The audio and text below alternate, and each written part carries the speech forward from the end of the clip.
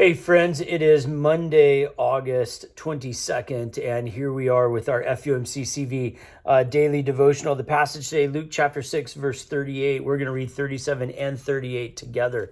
So opening your Bibles over to the Gospel of Luke, Matthew, Mark, Luke, third Gospel in the New Testament. And Luke has an interesting, this passage is about giving.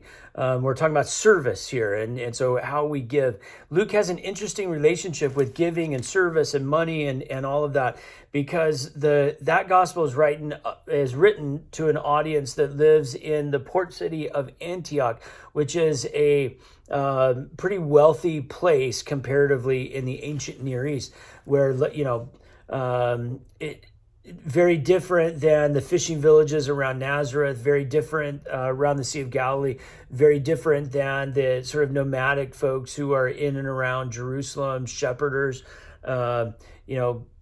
Port cities are big places, lots of money coming through, lots of different people coming through, big exchange of ideas. People become anonymous in big cities. And so helping other people is very different when you know them or when you don't know them. Sharing your resources is very different when it's your neighbor versus a stranger. And so Luke has a different take on some of this and pushes us sort of the next step, which I really appreciate, because most of us live in situations that are more like the people who are reading Luke than the people who are reading Matthew or Mark, and in those kinds of communities. So here we go, Luke chapter 6, verse 37.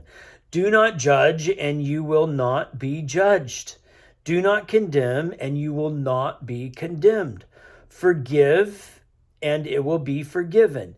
Give, and it will be given to you. A good measure, pressed down, shaken together, running over, will be put into your lap. For the measure you give will be the measure you get back.